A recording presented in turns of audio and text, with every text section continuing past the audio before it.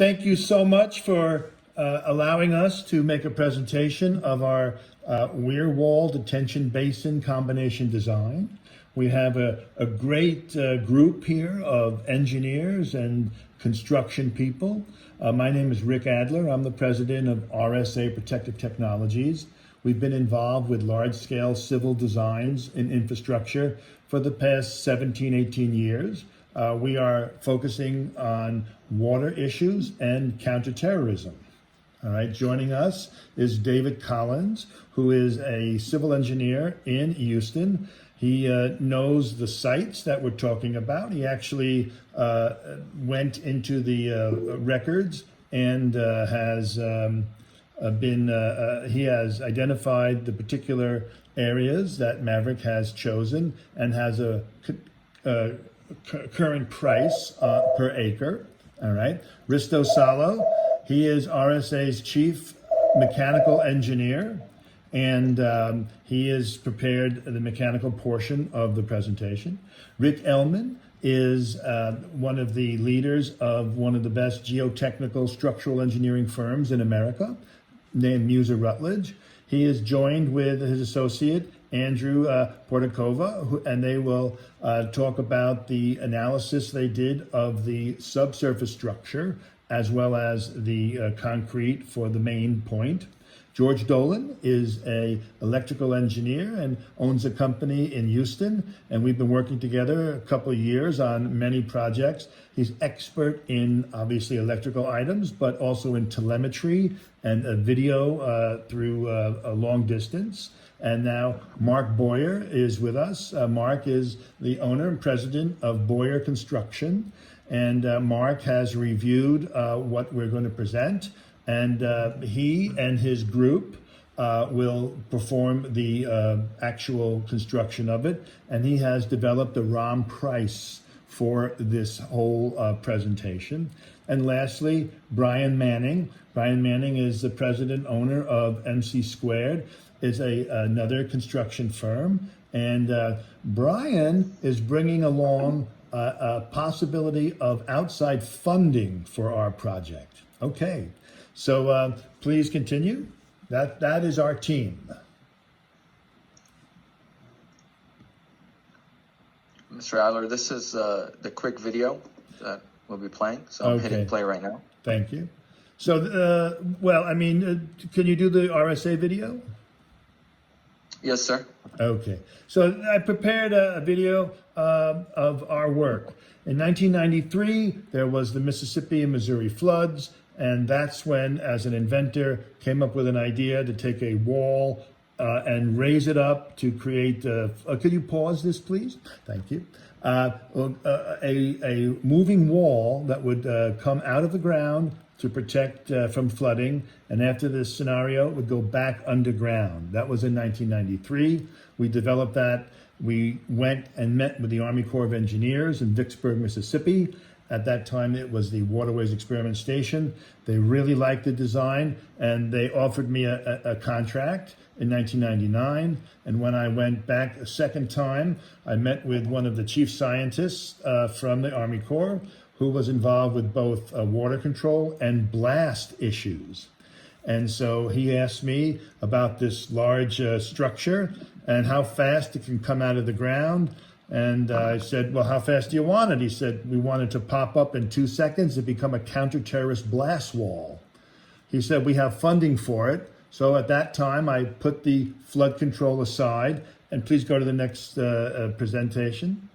And so we were funded by the Department of the Army for this test here. So that white thing behind the 1,000-pound bomb, okay, there you go. We had sound, but that was a 20,000 PSI over a quick period of 7 milliseconds against the surface-mounted blast wall. And as you can see, no secondary fragmentation, and that was great. Then about 6 months later, we got a call from the Department of Energy. They saw that we could do large forces and small footprint products. So this is a 4-foot-tall, surface-mounted anti-ram wall against a 65,000-pound vehicle. All right. So that was pretty good. That was actually measured at negative 3-foot penetration. So those were our two anti-RAM, anti-terrorist products. Then we got a call from the GSA. We went to Washington, D.C. They asked us to invent something with a bollard. So as you can see here, this 15,000-pound vehicle at 50 miles an hour was stopped by one of our bollards. The bollard is only 9 inches in the ground. This is one of the jobs that we have done, completed, did the entire engineering for this and the entire fabrication. RSA is not a construction firm, so others installed it. So this is along First Avenue, and this is some of the artwork or the drawings, technical drawings for this product. We've put about 35,000 of these bollards around the world. So we're pretty good at that. Here are some photos from our factory. And as you can see, we come at this from a construction point of view. We don't have just a straight line of bollards, so we custom fit it. So when you get to the site with our product, there are cutouts for manholes and light standards and curb cuts and angle cuts. So you can install 40 bollards in a day. So then we went back after Hurricane Sandy with our movable wall, and this is actually a product that we were contracted by the MTA of New York City. Hurricane Sandy flooded one of the main new $5 billion stations, so they needed some help. So this is something that I invented and had fabricated. These people installing it have won the contract to install it. So this is essentially a rubber gasket that goes along the perimeter of the top of the subway stairwell. And then we create these sort of spines that we push the rubber against, and then we put a top on it. So this was very successful. Rick Ellman and his company, Muser Rutledge, where you get the presentation, was our engineer of record. And so there were actually 3 products that we did, flood control products in New York City. This is the first one. And so this was calculated to sustain against 15 feet of total dynamic head. And so this structure here with those openings, actually you open them and you get toggle switches and you pull, which unlock the system. So you lock it and then, and so that's the story here. We had 1 hour to install it. We did it in 20 minutes. So that was pretty good. Then the second product for the MTA was an associated product for the air vents that would also be leak pass for flooding into the subway. So if you can see here on the outside of this aluminum unit is a gasket, and there were hooks that actually you open up the caps and you go take the hook and you hook it to the tines in the subway grating. I'm sorry, the concrete grating, and then you turn the handle, which tightens up the hook, and it actually creates the seal, the tight seal around the perimeter of this product, and this prevents flooding. This was also tested at the site, and you'll see a cofferdam and pass the test. This was about a $4 million project, and we did 10 separate subway sections, and this is the second product that we did. Again, Muser Rutledge was our engineer of record. Now, this is a completely different item here. There was a siphon tunnel moving from Brooklyn to Staten Island, and during the Hurricane Sandy, they only went about 1,500 feet, and then it flooded the area and ruined the tunnel boring machine. Insurance companies said, we're not going to give you insurance until you can prove that you can prevent that again. So we got the contract along with Muser Rutledge to design and fabricate a gate system, and you're seeing it here, and it would be installed at the front end on the New York side, and as you can see here, they're installing it there. So these were 3 flood control devices. Now, RSA has been in Houston for about 2 years. This is George to the left. I thought we might try to help all the vehicles that drive under the underpass during the storm and get caught. So this is something attached to a K-rail. This is Mark Boyer's factory. So Mark Boyer's people fabricated this. We worked with our engineer, Risto Salo, and his people. And this is something that moves, obviously, and it has radio control and the rest. And that's where George Dolan came in and began to help us with ways to electronically move this and to control it from a distance. We also had cameras that were involved with this. This is just the rudimentary thing here. And this presentation here, after Hurricane Harvey, we got a call from PGAL, which is one of the premier architects in the Houston area. And they said, we saw your movable wall. Please present it to us so we can present it to the city. And here is our presentation. As you can see, this wall comes out of the pockets where it's stored. And we'll get some close-ups here. This was a complicated project because there were 6 different areas that we had to have the same invention. There were plinth walls, there were stairs, by the way. And this orange item that swings out is a redundant item that makes sure that the walls stay up when you raise them. They are raised electrically with an electric motor and a cable and winch system. And as you can see, we took the stairwell with us. And so this, I think, was for 9 foot of protection. So this image shows the courthouse removed, so you're seeing it from the back. And these move slowly, obviously, 1 inch per second. So if you go about 10 feet, it only takes 2 minutes to raise them, and they'll raise one at a time. So the power requirement is not as great if you had to raise all of them at the same time. There's a drainage system within this, we will have leakage. So inside our interior chamber, we want to expel that drained water back into the flood zone. And so I guess it's a little tough to see here, but we work with automatic sensors. So once the water gets to a certain elevation, let's say it's starting to rain at 2 in the morning and nobody's there. So it will automatically rise to the full 9 foot. And now you see the flood occurring and a dry courthouse. And Mark Boyer has looked at this and has quoted this as well. So we're still talking with the city about possibly using this.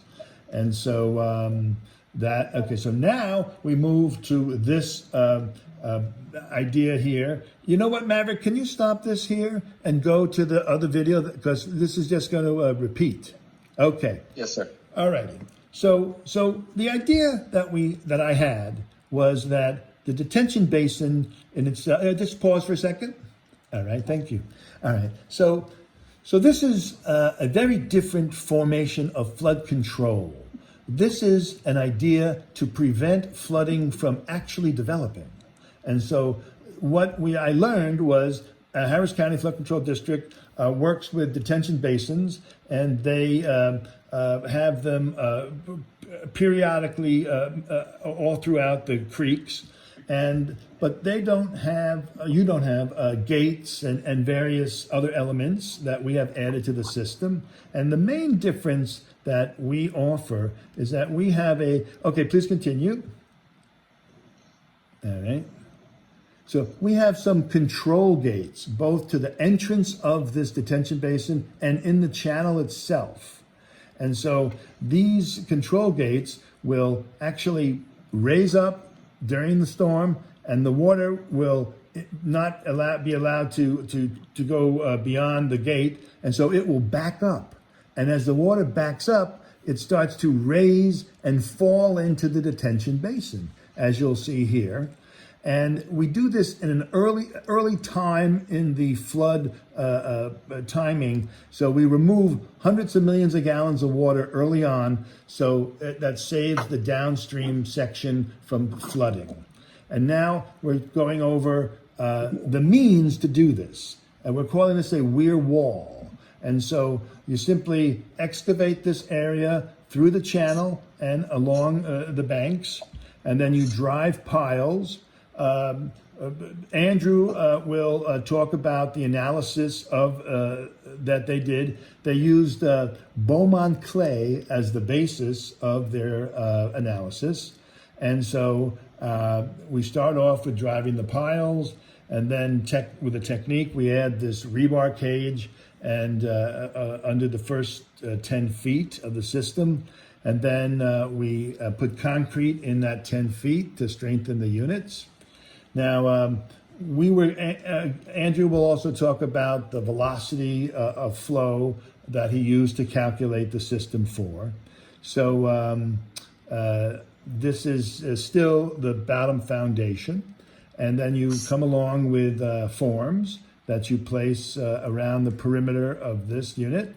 And then we have the interior here, where there's rebar cages that are either built off-site or on-site and are attached to the steel formation here.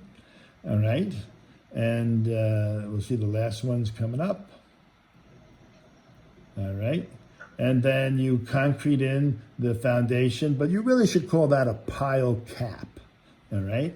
Now you see these other elements that come in there. These are cut through designs that will have various sluice gates and other means to control the water flow. So this is all, again, a monolithic pour. So that's our design here. So when you remove the forms, that's what you have. You see 4 slots there. You push back the earth, and then you end up adding this sheet pile. All right, sorry. And now we're talking about the wall itself. So this is a specially configured wall that is made out of 6,000 psi concrete, and the wall will move up and down. So these are a custom designed roller bearing setup that gets mounted into the wall. As you notice, we have all these inserts there sticking out. So the manufacturing of adding all the extra elements to the wall is pretty simple. The guides that you just saw will be mounted inside the slots, and the walls will come up and down. There are the gaskets that come in to the system. And now you see it's a winch system. So there's a winch motor, a cable,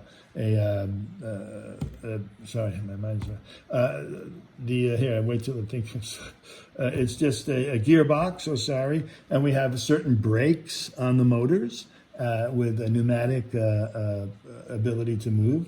And now, as a redundant system to move the wall, if something goes off with the winch system, is a hoist system that you'll see very soon.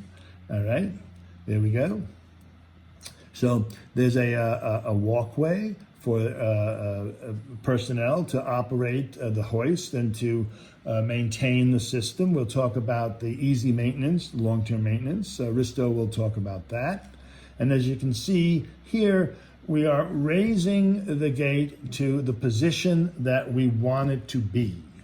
And so it's not all or nothing. And one of the things that we want to express is that you have multiple units throughout the creeks, and you'll have telemetry showing where things are, and there will be an automated program that we will all put together to make the gates move and fill a detention basin, empty a basin, fill it halfway.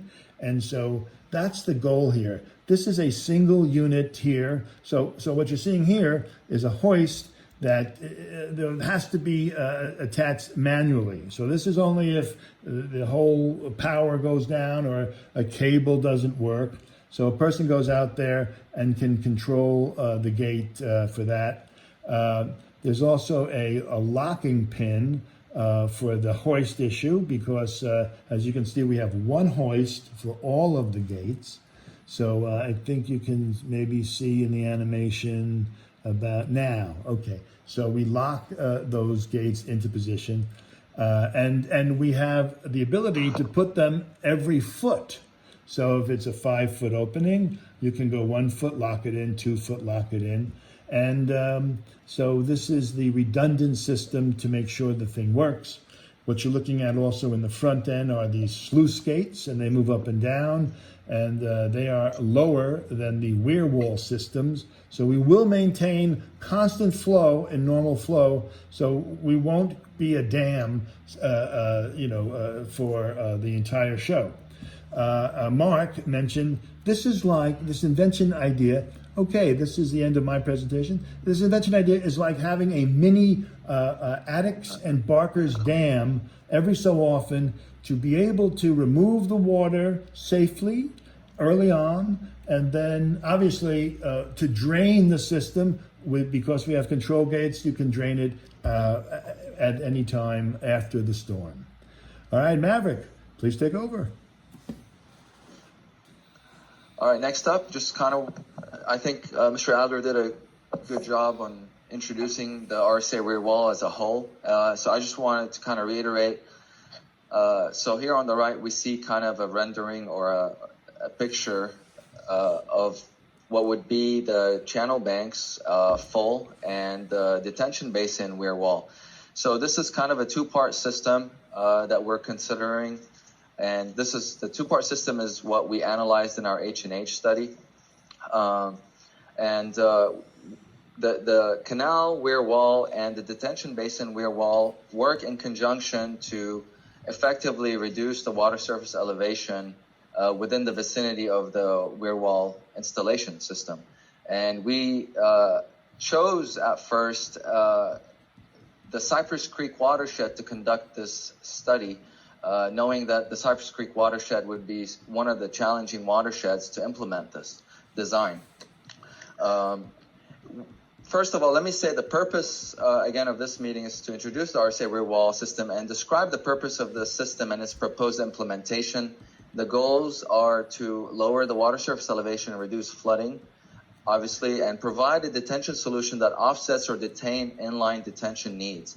So we understand that in some areas around the coast and the southeast region, we are running out of some reservoir room, and development is increasing at a steady rate, and runoff discharge is becoming a problem in flooding areas. So the goal here is to find ways besides the conventional ways that are currently being implemented in Harris County and nearby counties and agencies as well, to look if we can better control the water volume and the water flow and be able to detain a little bit more and reduce the peak of the hydrograph for every rainfall event. So again, that goes into our vision, which is to reduce flooding, provide detention volume with a controlled release rate only after the peak of the storm event has happened. So here on the next slide, on the top right corner, we see kind of the early concept of the design, where Mr. Adler presented me with this design, and ever since we've evolved this design as things moved along. And the main two parts, like I mentioned, are the canal Weir wall system with the Weir gates that are opening and closing, but yet allowing normal flow to still convey under normal event conditions. And we have also the detention basin Weir wall that functions with the canal Weir wall to offset that volume and lock it in and lock in that storage volume until we're ready to release or ready to discharge the detained volume at a steady rate, thus reducing the flooding downstream of the channel and improving the water surface elevation conditions, and hopefully putting back the flood event and the flood perimeter within the channel of the banks. So again, the main components of the RSA system are the fixed dam structure with typical abutments along the channel banks, which are typical to a regular Weir wall in a way. And I think one of the main components that sets this apart are the weirs. So the weirs, where we will have one or more movable actuated gates that move up and down to control flow rate. The number and size of the gates will depend on the desired flow rate and spectrum. So this system is customizable. We have worked with the mechanical teams and the structural teams to come up with a design that is customizable and able to fit different size channels, different widths, and different depths. And ideally, if you look at just the Cypress Creek watershed, what the study area that we have is a little bit more upstream, where there's really an undefined channel. And as we move downstream the watershed, the channel starts to get bigger and wider and deeper, and we get more of a defined looking channel, flood control channel. So the two-part system includes, again, like I mentioned, the channel weir wall and a detention basin entrance weir wall. The channel includes a prepared channel cut opening leading to the detention basin weir wall, which we see here on the top right image. The two weir wall function together to detain floodwater and reduce the peak of the storm event flow hydrograph. And on the bottom right corner, we see kind of a schematic drawing of the weir wall with the main components like the main gates, the sluice gates, and the piles. So moving on. So we had to obviously relate to science when considering the benefits and outcomes of implementing the RSA weir wall. So we had to look at it, and this is where, as a consultant, I came in and I mentioned to RSAs, we need to look at it like a typical Harris County flood control study. So we need to conduct an H&H analysis to really see how this system will function in a real environment. So an H&H study was conducted by AGA Engineering, which is my firm, and we're a firm of 10 people currently. Juan and I are the owners, and we focus, like I mentioned, on H&H design, drainage design, and transportation. Currently, our clients are TxDOT, mainly TxDOT, and the city of Houston. So an upstream portion of the Cypress Creek watershed was selected for the conceptual study. We had to choose a location, kind of a mock location, to perform our actual analysis and find a feasible location that we can ideally relate to an actual project location that might have some real estate, that might have some flooding issues currently, and little to no impacts to surrounding properties.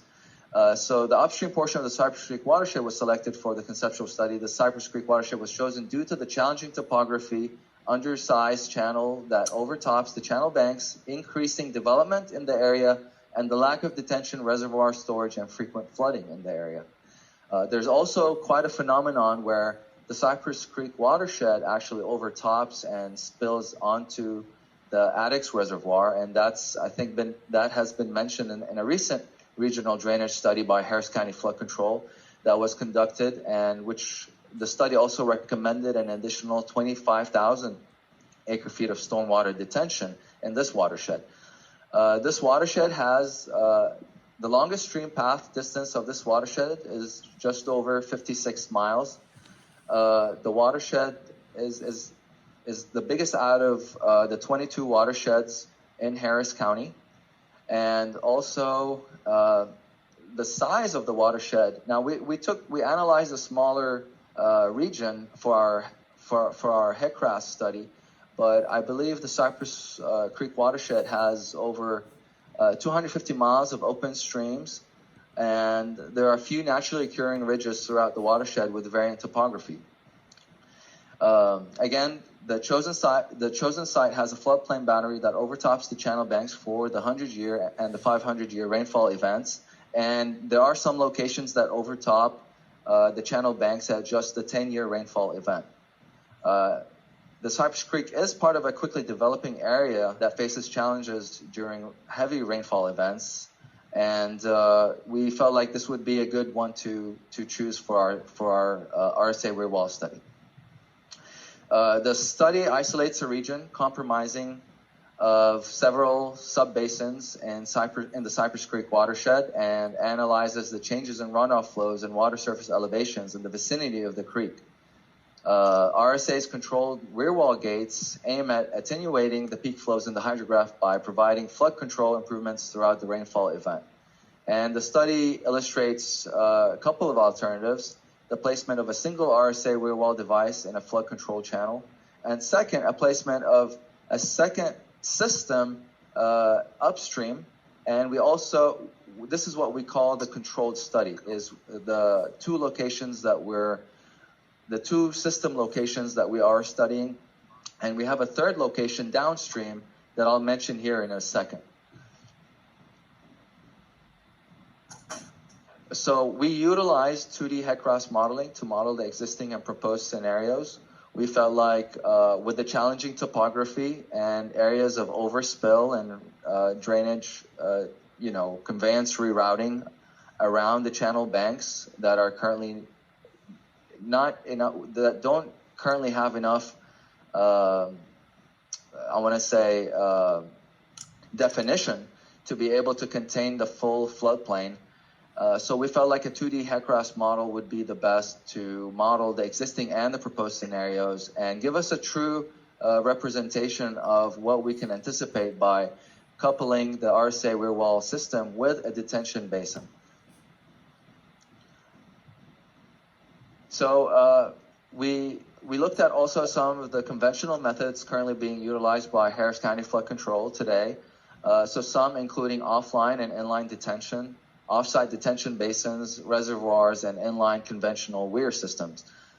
This picture on the top right is a picture near improvements for the Langham Creek channel, where recently I've noticed that there's been some construction going on, and Harris County Flood Control came in and widened. They're using basically inline detention and a weir system to control the flooding in the area. And this is a successful method. However, it can be a little bit challenging when we run out of real estate. The closer we get to the more developed parts of the watershed and more urbanized areas of the watershed, where real estate impacts are not to our discretion. So for the H&H modeling, we utilized some of the M3 systems, the HEC HMS models from Harris County Flood Control, and we updated some of the models with the current Atlas 14 rainfall depths for the Harris County for the vicinity of this project. So we basically updated the hydrology and took the rainfall distribution from the HEC HMS model and incorporated it into our HEC-RAS 2D unsteady flow option model. We conducted this study based on the 100-year storm rainfall event. Again, for our hydraulic modeling portion of the study, we utilized HEC-RAS model with a 2D domain. This 2D domain is approximately 22 square miles, and we incorporated the 100-year storm event onto this 2D domain to simulate the runoff and get a better representation of the topography relationship with the flooding. So we analyzed the local model. We analyzed local models, meaning we applied the rainfall to a 2D domain only based on the Cypress Creek subbasins contributing to the vicinity of the channel. This will give a true representation of the controlled study based on existing and proposed scenarios. So this is a massive watershed, and we took out this 22 square miles and applied the RSA rear wall system in location 1. We analyzed the existing and proposed, and then we said, let us add a second location upstream to see how two systems would function together. And then this is what we call our controlled study. For our uncontrolled study, we ended up expanding the 22 square mile 2D domain region and incorporating additional subbasins. So we call that an uncontrolled study because we are bringing in additional factors. And however, we will show you the results, and it is mentioned in the H&H report that we finalized, and hopefully everyone has a copy and is able to read through it. But I'll pull it up here in a sec just to kind of highlight some of the results that we've seen with this analysis. So for the controlled study, locations 1 and 2, the study area again is inundated with the 100-year storm event to a depth of 2 feet. The 10-year storm event can overtop the channel banks of the Cypress Creek channel. And if we look here, we have Basin 1, and this was our first location, and it has a weir wall 1 in the channel, and a second weir wall that is the entrance to the detention basin. And by calibrating the opening and closing times of the weir walls in conjunction with the rainfall time of the event, of the storm event, we were able to reduce the flow hydrograph by about 500 CFS or more. So if you see here on the bottom right, this was the original existing scenario, and then for the proposed condition, we reduced the peak of the hydrograph rainfall event. Again, the Cypress Creek channel upstream in the vicinity of our project location does not have a very defined channel in place. So some channel improvements will have to be included for the vicinity of where we have the RSA system located. The existing channel near proposed Basin 2 has a defined depth of about 8 feet and channel width of about 100 feet. And the reason I say defined depth is because it fluctuates, and the left bank is not necessarily the same as the right banks, and there are some naturally occurring levees, and the topography is quite challenging in the area. So to kind of define a typical section for the channel that can be applied along the entire watershed is a little bit difficult just because of the fluctuation and having it be an undeveloped channel, at least upstream. So with our HECRAS 2D results for Basin 1, we saw an incremental shrinking of the floodplain boundary, reduction in flood depth, and an average reduction of 1.5 feet in the study area, reduction of 2 feet in the study area. So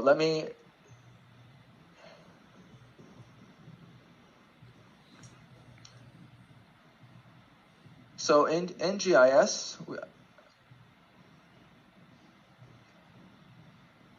I want to be able to zoom in here on the 2 locations. And we see this is the upstream portion of the Cypress Creek watershed. The detention basins for location 1 are located here. So location 1 is here, location 2 is upstream. And the reason we didn't start with 1, 2, 3, the numbering is a little bit off, is because location 1 was our middle location. This is the first location we analyzed, followed by the second location, which was upstream, and the third location, which was a little bit more downstream of the area.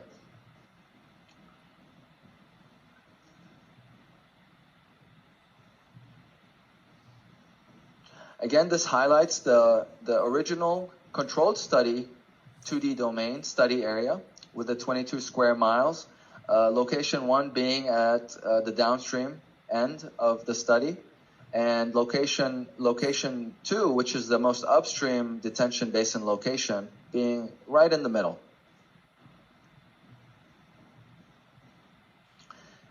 Basin 1 and Basin 2 are separated by about 4.5 miles. And when we analyzed the system, we saw a good amount of reduction, defined reduction in the water surface elevation that typically gives that benefit to about a 2 mile radius surrounding, or 2.5 mile radius surrounding each RSA system.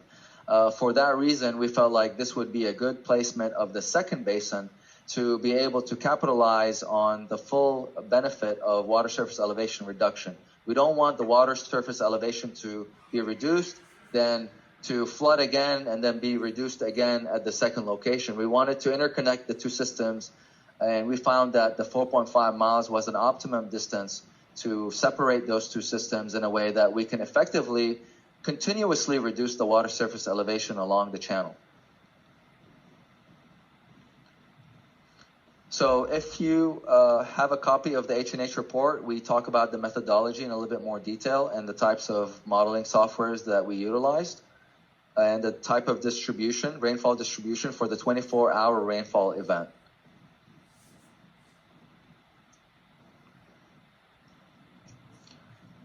So with our first location, with modeling the first location, we were able to see a good amount of downstream reduction in the water surface elevation.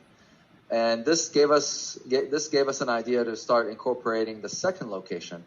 So with adding the second location, and just before I jump on to the second location, if I zoom in here, we can see a cross section of the channel with the 100-year storm event analyzed, and the dark blue line is the existing local condition, and the light blue is the existing local condition, and the dark blue is the proposed water surface elevation based on the unsteady headcrest 2D modeling.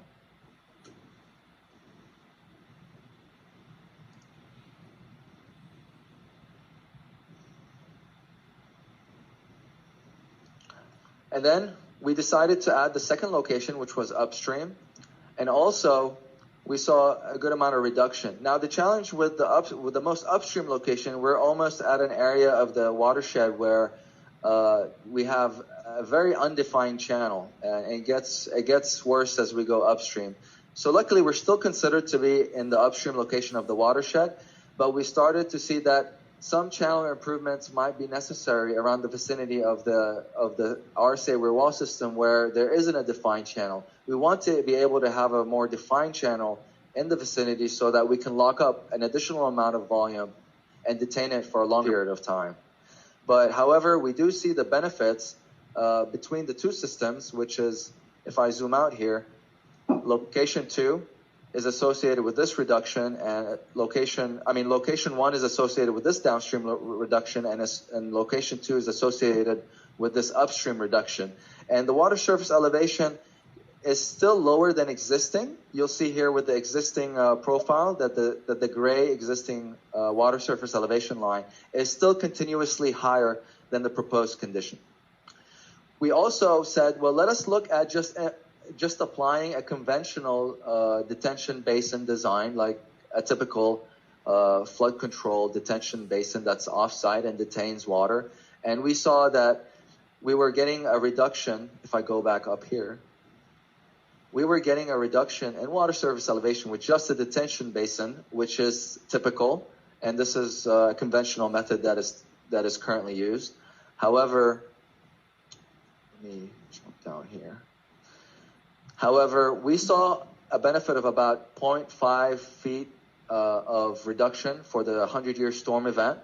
With the RSA Weir wall system coupled with the detention basin, we saw an increased benefit to approximately 1.5 feet to 2 feet of reduction. So that was something that we kind of opened our eyes and said, well, hey, we're getting good results. Let us keep moving. Let us keep analyzing different locations and moving downstream in the watershed to see if we can amplify this effect in water surface elevation reduction.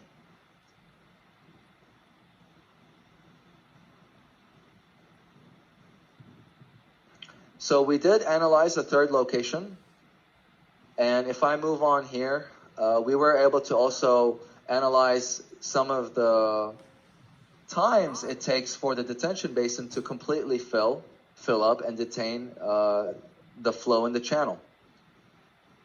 So roughly speaking, we did analyze.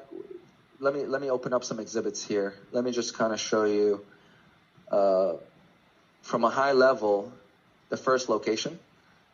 So for example, this is the first location that we chose. It's 265 acres.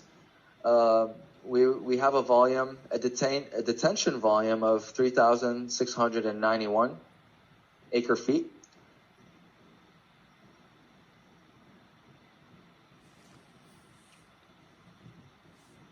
And this is the second location for proposed detention basin 2, with an area of 151.7 acres and a volume of 1,605 acre feet of storage volume. So roughly speaking, we analyzed the time to fill each detention basin, and for location 1, it was about 9 hours. For location 2, it was about 8 hours, and for location 3 is about 7 hours. keeping in mind that this was the time it took to fill up the detention basin to about 80%. We're assuming that 20% of the volume in the detention basin is going to come from off-site flow coming into the area and detaining in the detention basin like a typical detention basin, on-site detention basin system would function. So with the detention basin RSA weir wall opening and the canal weir wall system closing at the peak of the storm event or right before the peak of the storm event, this allows us to redirect the water into the detention basin at a quicker rate and detain it for a lot longer. And we'll mention that here in the next PowerPoint that I'll pull up. But just before I move on, we ended up plotting this. We ended up making a profile plot of the vicinity of our study area, and we'll see here that we have the locations of the three weir wall systems in the channel, and the faint blue line highlights the existing local water surface elevation for the 100-year storm event. Obviously, this is the flow line of the channel in green, and the red is the water surface elevation for the proposed condition. So what we see here is a magnification of the reduction in water surface elevation moving along our HEC-RAS 2D unsteady state model.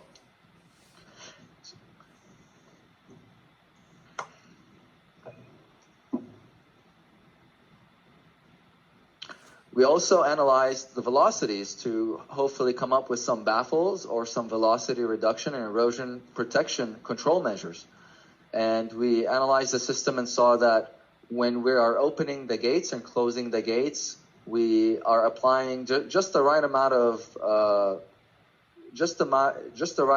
of opening and closing rate and speed for the weir walls, so that our velocities are contained within applicable and measurable velocities that are not too excessive.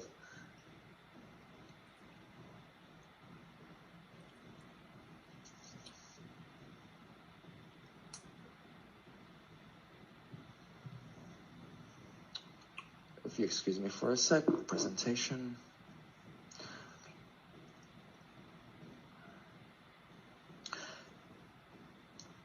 So what I'm going to open now is kind of a time step to describe the analysis that we have in our unsteady state HEC-RAS 2D model.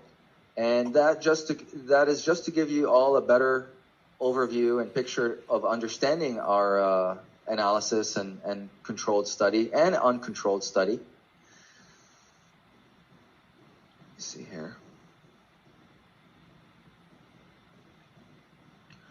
So we extrapolated the profiles, the upstream and downstream profiles from our HEC-RAS 2D model and presented it in a way that is a little bit more visual and understandable by our audience.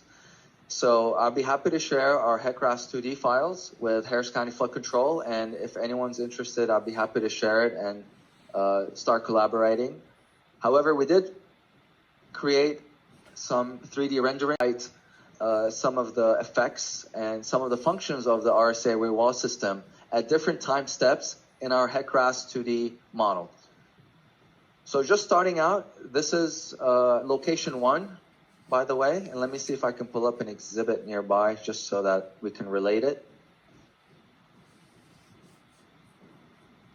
So this is the first location that we analyzed, which the title here is actually location 1.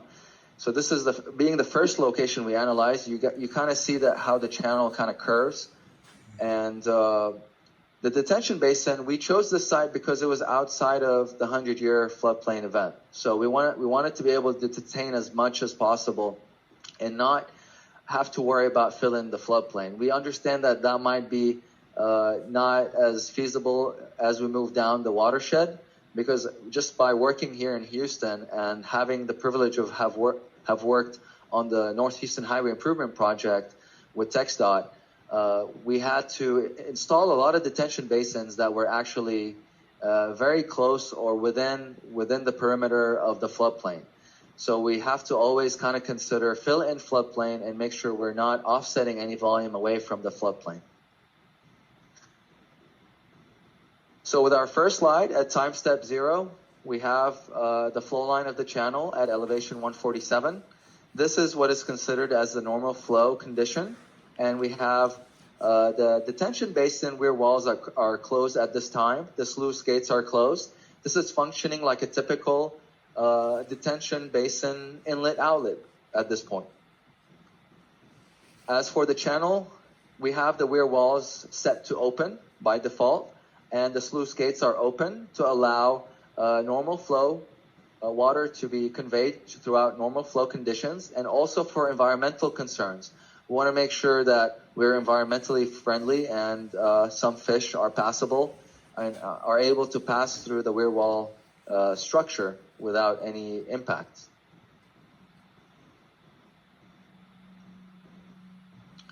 All right, moving on to time step 7, we notice that now this is at the very beginning of the rainfall event, and the water surface elevation starts to rise. We start to notice some flow down the channel. However, our system right now is still intact. It's still functioning as before, allowing that normal flow condition to pass through the system. On the next slide, we are at time step 10. Again, we notice that we're still not at the peak of our storm event, but we are still noticing that the floodplain, that the water surface elevation in the channel is now more defined and is rising. So the sluice gates in the channel Weir wall are still open, the sluice gates are open, and the detention basin Weir wall gates are closed, and the sluice gates are still closed.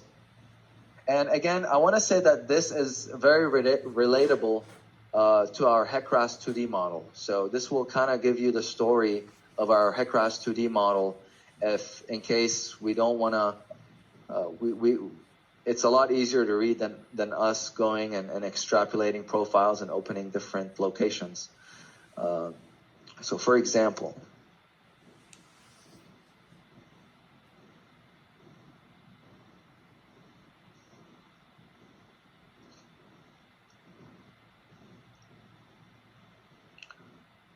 so we were able to capture all these time steps and water surface elevations from here. And I'd be happy to keep this up just to kind of relate. But at time step 10, again, the channel water surface elevation is around 150.3. Now, the flow lines of the channel and the flow lines of the detention basin are ideally going to be the same. If it's different, it's going to be slightly different, with definitely the channel flow line, the detention basin entrance flow line being a little bit higher, set a little bit higher.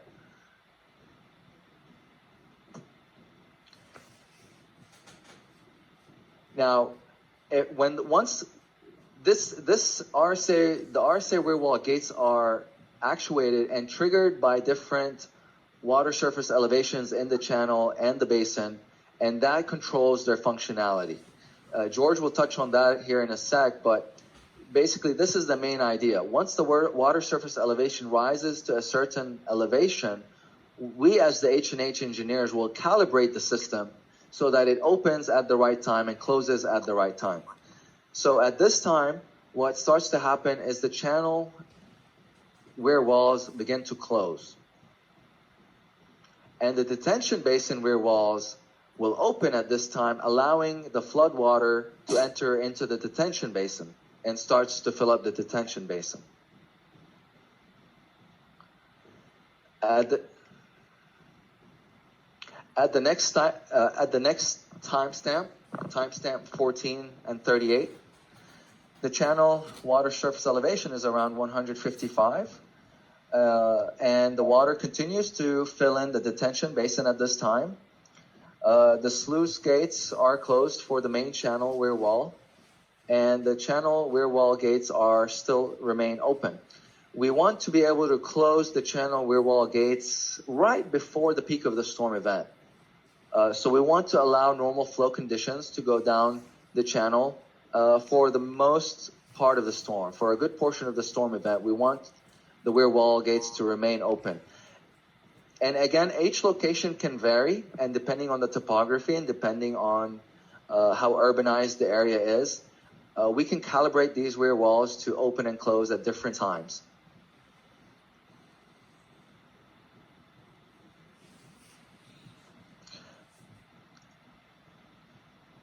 All right.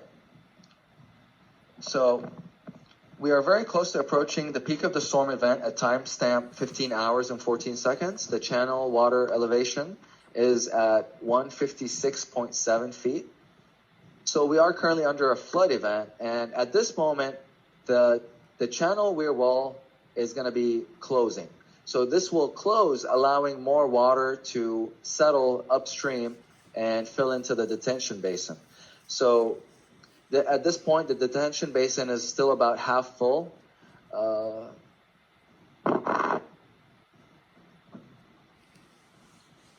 Moving on to the next timestamp, which is at 21 hours and 20 seconds. We are almost, I think we've surpassed the peak of our storm event at this moment, and the water surface elevation reaches its critical level in the channel. So the way we have our system set up is the weir walls for the channel are closed, and the sluice gates are closed as well. And the detention basin weir walls are closed. However, the sluice gates are still open to kind of regulate some head pressure and regulate the water surface elevation in the detention basin and upstream of the canal weir walls.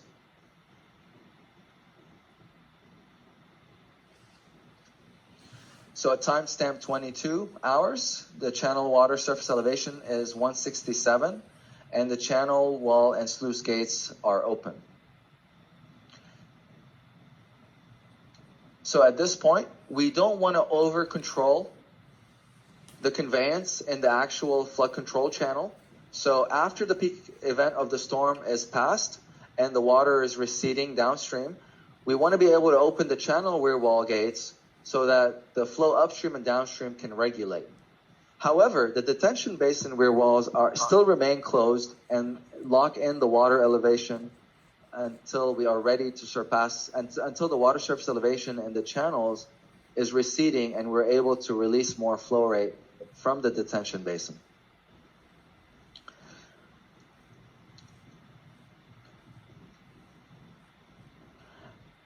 At this point, the channel water surface elevation is like I said, is being lowered as we pass the storm event. The detention basin is now full with the water locked in. And the elevation at the channel, the water surface elevation in the channel is approximately at 75% of the water surface elevation in the detention basin. So at this moment, we still have the detention basin weir walls closed. We're releasing, we're not releasing any water out of the detention basin just yet.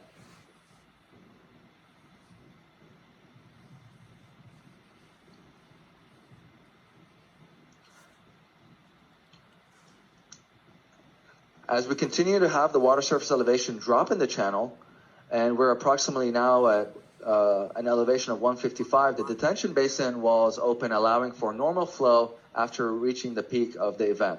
So this, obviously, we can play with this variation a little bit. We can open the sluice gates much sooner than we open the actual detention basin weir wall and be able to control the amount of discharge coming out and the outflow rate coming out of the detention basin. And this is something that this is something that as H&H engineers, we always have to do when we're considering a routing study for a typical H&H study in Harris County or nearby counties and agencies. So based on the H&H study for this region, we will be able to control the release rate of that detention basin at our own discretion. So at this moment, in this time step, we have the weir wall gates of the detention basin weir wall open. So now we're going back to our pre-storm event weir wall configuration, and we just kind of let Mother Nature and regular conveyance of the flood waters make its way down the watershed.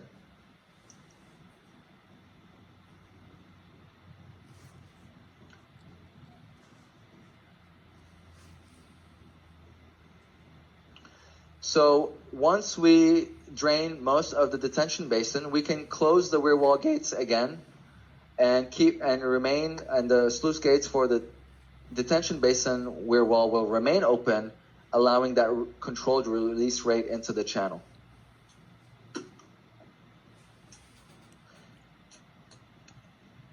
And here we're back to normal flow. The peak of the event has happened and things will open back up. So we will go back to our default setting where the detention basin weir walls are closed and the channel weir walls are open.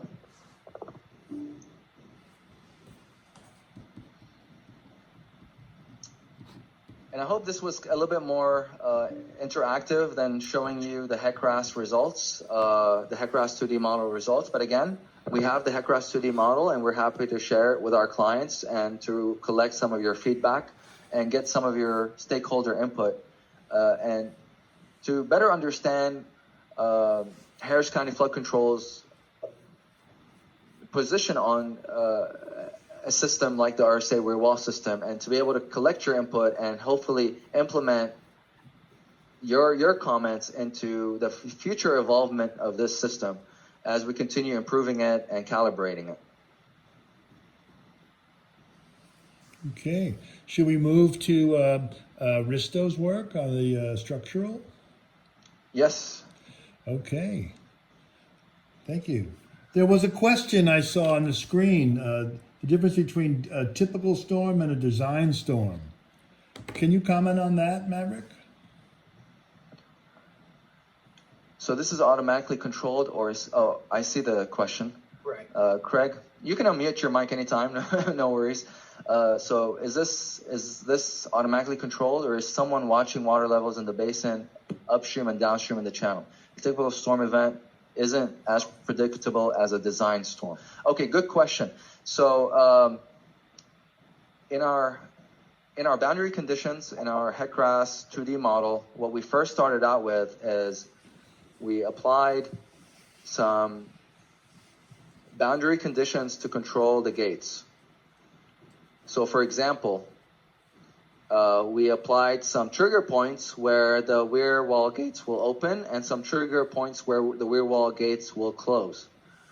And this is how our system functions. So regardless, in any time stamp or at any duration of the storm event, the weir walls calibrated as such will close and open at the same time as to what elevation we set it to. We can implement some additional complexity into the system that will consider and be functional and calibrated and in sync with some of the rainfall gauges along the entire watershed that hopefully will allow us to better tune the system for any rainfall event.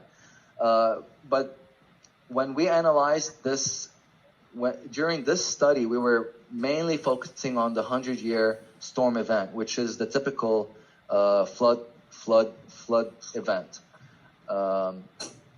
And from here on out, Risto's team, Rick Adler's team was able to take my trigger points and implement them into their design. So Rick, if you want to kind of discuss it in a little bit more detail, it's up to you or George. Well, let's continue on in our, I'm going to introduce Rick Ellman, who's a senior partner in the geotechnical firm. Unless, Craig, do you want to ask any more questions on that? Well, I think the only question was whether somebody was, kind of watching this or whether it was automatically controlled, and Majid answered that question. Okay. May I answer that question? What's that? May I answer that question? Yes. Okay. As you go through the control scheme strategy that we've talked about, there are expanding strategies as we go further and further using the system. But this system allows you to both control it manually or set up a predetermined strategy, whichever applies to the particular storm you're addressing. Thank you, George. I'd like to introduce Rick Ellman from User Rutledge. There'll be two people from User Rutledge talking. Rick will introduce his company and his background. Rick? Rick, your mic isn't on.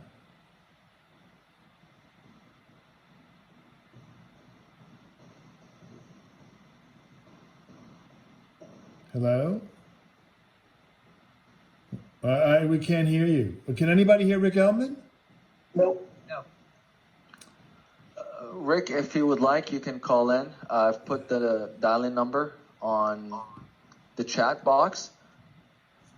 And Mike Vanderwater, I see your question here. I can answer it if you'd like right now or whenever you'd like. But Rick, while we wait on Mr. Adler, while we wait on Rick Ellman to join us, I think he's already joined us. He's just having maybe some technical issues. Can I answer? Of Can course, I discuss of with course. Mike? Okay. Yes, yes. Mike, so you're absolutely correct. Topography has been the major challenge in implementing any system or any solution to flooding, as well as the RSA Weir wall system. However, we have a little bit more control with the RSA Weir wall system and device than we typically do with a conventional non-movable Weir gate structure. So we chose a site. That did not have much issue when it came to the water surface elevation overtopping the banks. However, what I wanted to consider, and this is something that I wanted to be able to discuss with Harris County Flood Control, is we didn't want to isolate the 500-year floodplain elevation in the detention basin. So for that reason, we are anticipating that for the 500-year flood event, that the channel banks, the detention basin banks will be overtopped. Now, obviously, we can do this in another way, but this feedback would be the feedback with Harris County Flood Control would be essential to better understand what are your preferences when discussing the topic of how is the water surface elevation going to be overtopping the top of banks of the channel and the detention basin. So just to kind of reiterate, yes, in the Cypress Creek watershed, we do have an overtopping of the channel banks. With any storm event that is more than the 10-year storm event, we know that has been a big challenge in the Cypress Creek watershed. So with adding a weir wall, it's kind of a dam structure with a movable weir wall gate. With adding a weir wall gate, we're able to better control and reduce that water surface elevation downstream. And yes, obviously, if the channel banks did not overtop, we'd be able to fill the detention basin at a much quicker rate. But because the weir wall gates of the detention basin they're able to lower to the flow line elevation of the channel, we're able to take advantage of that and fill the detention basin at a much faster rate than any conventional methods. So this would be quite similar to, like I mentioned previously in my presentation, as I saw, the Harris County Flood Control implementing this inline solution with a weir wall, a non-movable weir wall, for the Langham Creek Channel along Greenhouse, very close to Greenhouse and West Road, and I feel like this is a very good solution and implementation. However, we can make that even better with incorporating the RSA Weir wall system and be able to control the water a little bit more. I had talks previously with Matt Zeev a little bit, and he mentioned his concern with controlling the water a little bit too much and controlling the floodwaters and some of the risks and factors that come with controlling the floodwaters. However, we feel like to be able to combat some of those flood concerns and flood challenges in the area, we need to be able to control the floodwater a little bit better. But again, this is the point of this meeting, is to be able to better iterate the system and collaborate with Harris County Flood Control so that we can eliminate the risks for any potential lawsuits from having to control the floodwaters too much, and be able to work with Harris County Flood Control on their preferences moving forward. Thank you. As Rick Adler mentioned, I'm Rick Ellman. I am a principal with Muser Rutledge Consulting Engineers in New York City. We have been working with Rick on numerous projects, and we'll talk a little bit more about that. Okay, next slide. Okay, so Muser Rutledge, we've been around since 1910. It's my one and only workplace. I had celebrated my 40th anniversary this June. but we deal strictly in the world of foundation engineering. And that's been our specialty, and that's what we've been doing for a long time. Our headquarters are in New York City. We do have an office in Washington, D.C. There's work that is developing down there, and look at a good market for us. But currently, about 160 employees. There are 8 principals. And our focus is structural foundation design, geotechnical engineering, marine waterfront engineering, and flood control mitigation engineering. Next slide. So one of our claims to fame, sorry, I'll keep going.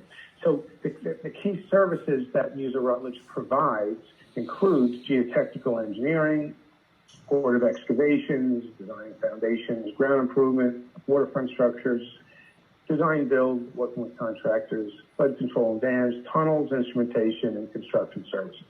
So, so the things that are involved with flood control and protection are issues that are in our wheelhouse. These photos above, the top one is a flood control project we're doing for New York City Transit. It's a pipe pile wall that basically creates a flood wall protection around the perimeter. The pipes are joined by an interlock, and they're all driven together, and it's working well there. The middle project, Lower Manhattan Resiliency, we're with a team with an engineering firm in New York, Stantec, and we are developing it's a 1,000-foot long platform that will raise the elevation of the area to the 50-year still water level. The 100-year protection is being provided by other means further upstream, behind the perimeter platform, but that's what the platform is intended for. And then those photos on the bottom, Rick had mentioned earlier, you see our stairway protection cover, the middle picture, the vent cover, and the right picture, the deployable tunnel plug. And so I got to say, we've been through the prototype development process with RSA, and have had some real work come out. Okay, next slide. One of the claims to fame for Muser Rutledge is we are one of the few engineering foundation firms with our own in-house laboratory. So we do our own soil investigatory work. The samples will come to our lab, we'll analyze them, and determine the engineering properties for each project. Next slide. Yeah, and this is another photo of our lab showing various tests that are going on.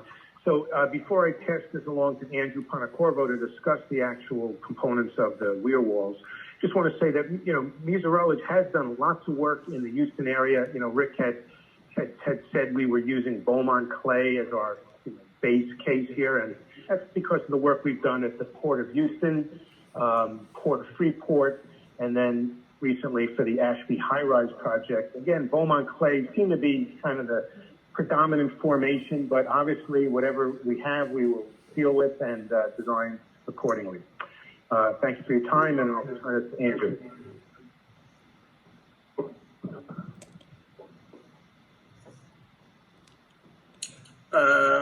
Okay, this is a summary of the flood mitigation and control services that we've been working on presently. It's a list of all the different kinds of elements we've designed and projects we've been involved with, and they all relate to this project in various ways. Next slide, please. So again, we see the overview of the watershed in the 3 locations. These 3 sites have not been developed, so in terms of building structures and other uses. So we're considering a design for these Weir elements that rely on natural overburden soils over the Beaumont clay. And as Rick has mentioned, the Beaumont clay is essential in developing the foundation properties and the resistance of the Weir structures to the flow water. We have produced a design for each location. I'm not going to go through the design 6 times. I'm going to highlight the issues related to 2 designs. Next slide, please. Location 1. Location 1 is the deepest channel depth at 19.5 feet deep. So this is a canal weir at location 1. Can you go to the next slide, please?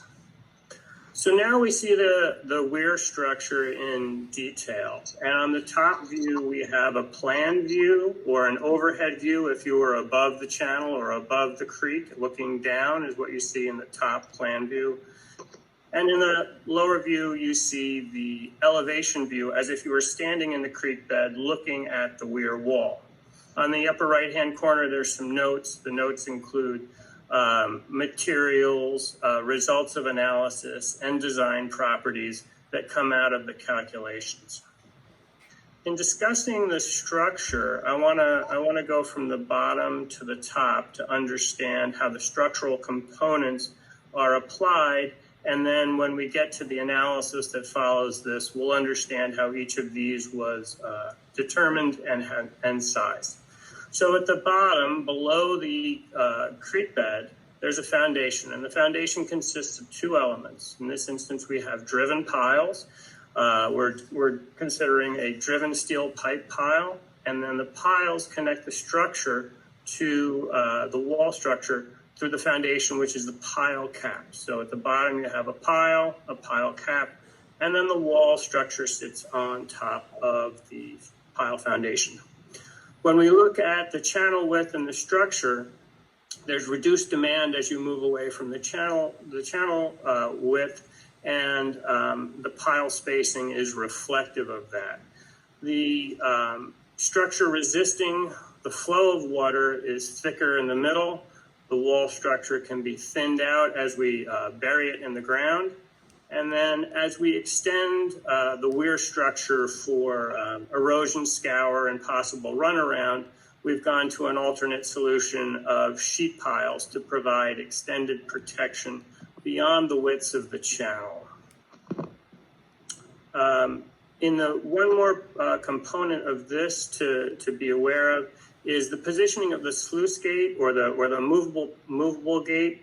The movable gate is above the channel depth, which allows this structure to be shallower and shorter than the detention pond, which I'll discuss later. Next slide, please.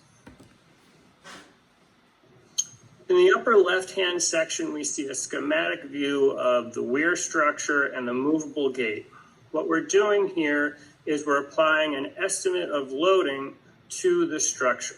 So we use design guidance from both FEMA and ASCE to establish loading. So this is a code-based loading diagram that allows us to apply loads to the structure based upon their guidance.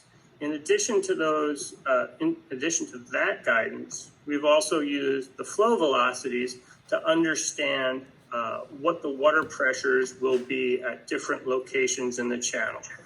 So we've produced a design like this for 6 different Weir structures, 3 canal and 3 detention ponds. So the first thing we're looking at is the stability of the structure, and that leads us from loading to structure and how we come up with a foundation design. So the upper section of this calculation sheet on the right is all the driving forces, all the forces that want to push this Weir structure downstream, and the bottom smaller section is the resisting forces, which come primarily in this instance from gravity. So we're determining the stability of this structure around its own base.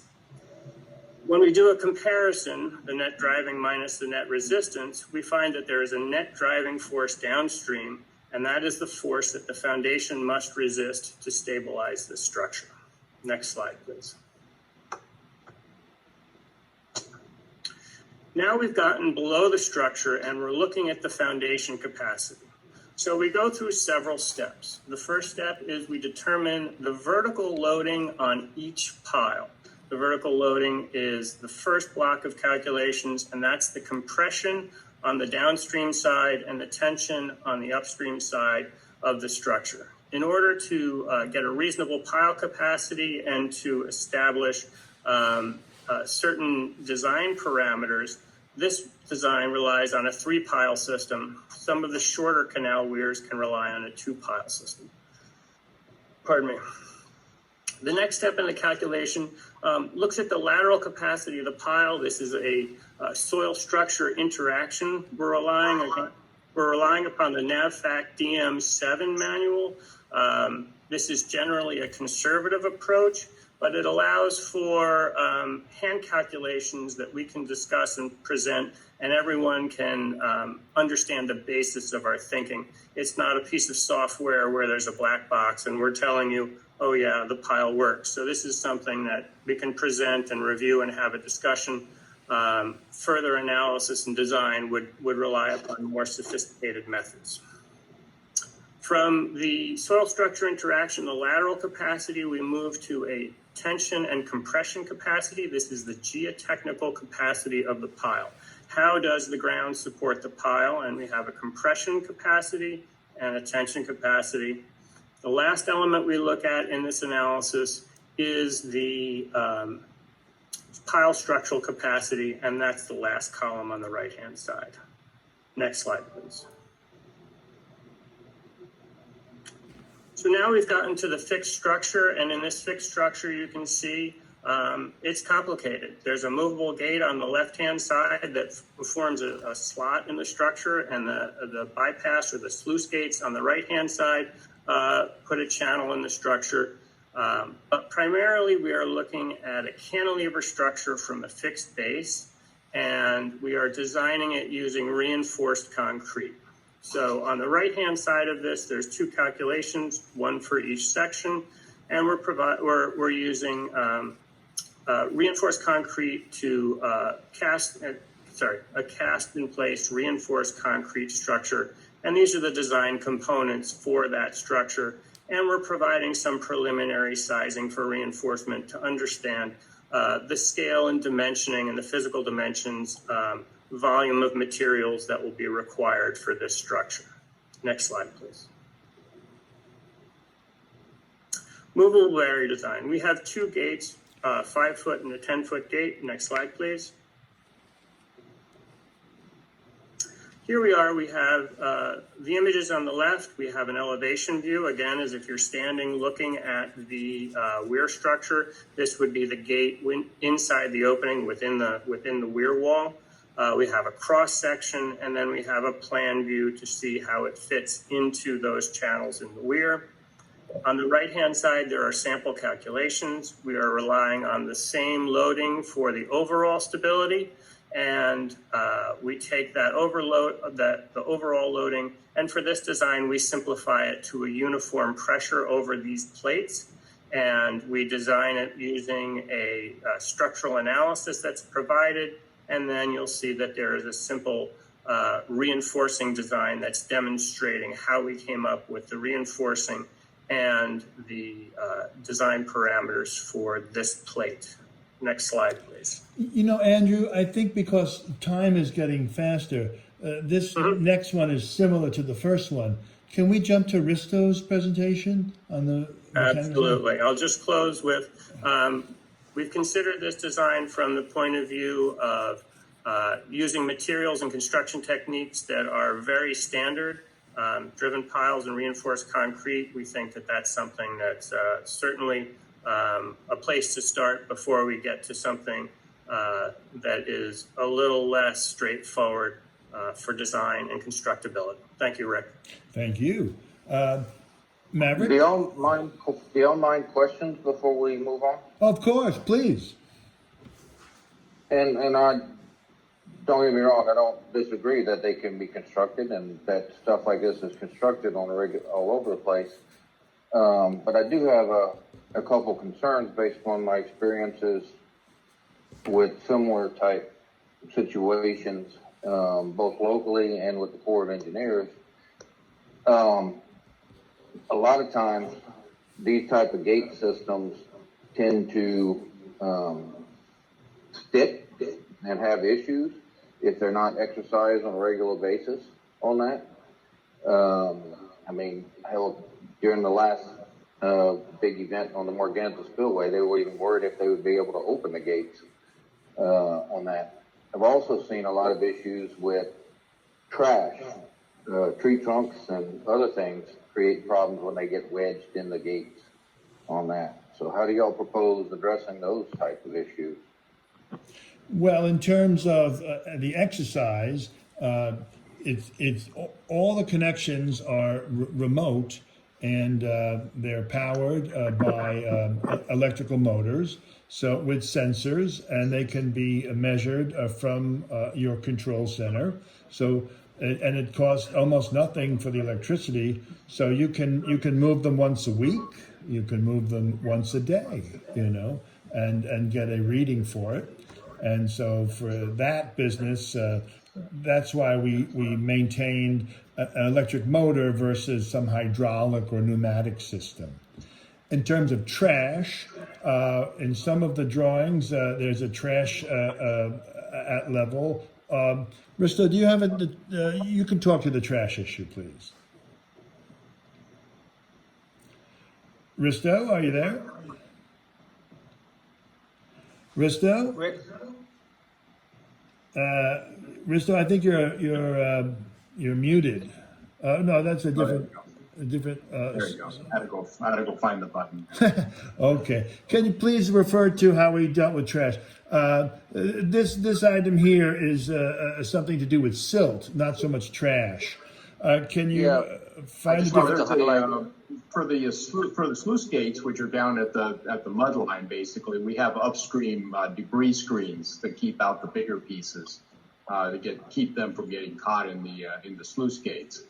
Now the walls themselves are for the canal walls. They're up higher. They're about 4.5 feet above the canal floor. So the big rocks and things won't get into those. But you'll obviously there's some, if you have some tree trunks floating downstream, then we do have an issue with that as anybody would, the mud line. So it's something we need to take a look at, whether we put a larger debris screen upstream to keep the trees out of it, but they're not shown in any of the images at this point. Risto, do you think that if during a storm, if there would be impediments to our system moving, or are we really talking about after the storm going to the site and having a maintenance program to clean the area? Well, I think you still need we need to take a look at whether we need to put these debris screens in there, because anytime you open the gates and you have water flow through them, you're gonna have a potential accumulation of debris flowing through that gate. And if the gate is only open slightly and and you've got a big enough piece of debris, it will get caught on the upstream side. So would we put a screen there to sort of prevent? Well, that's what I was proposing. We haven't shown that in the design right now. We did for the sluice gates because they're down in the mud line, but for the gates themselves, I mean, we could barrier the upstream side with a debris screen so that we don't interfere with the mechanism.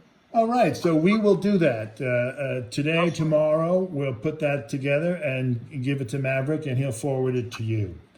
Is it a good answer? My other question would be, has anybody looked at things from a legal standpoint? And I mean, basically, we're putting an impediment to flow that has to be actively managed in a drainage channel. And that raises a whole different legal set of considerations, at least in my opinion. I mean, just look at what's happened with Addicts and Barker and releases and lawsuits and everything else out there. So is do we have a location, do y'all have a location where this is in an active drainage channel and they have addressed with legal considerations? No, this is the first of this. This was custom designed for Harris County flood control. But is Brian around, Mark? I assume he is.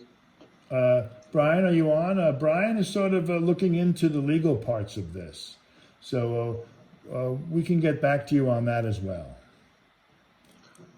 We also have active vision, so we can look and see what's actually happened during the storm or after the storm as far as debris. Well, and I would also add, this is Mark Weir. I'm very familiar with Lake Houston's dam, having worked on it for several years now and cleaned it up. Most of the water discharges over the top of that dam. Very seldom does anything get caught in the gate. It's mostly floating debris that goes over the uncontrolled spillway. And this is Kirk, and I'm gonna go back to Scott's question because I think it was even mentioned earlier that Matt Zeev had mentioned that maybe we could be doing a little too much control. So that question about public perception of a dam, because I've heard that word dam used quite a bit. Historically, the Flood Control District has already dealt with lawsuits, specifically on right of value.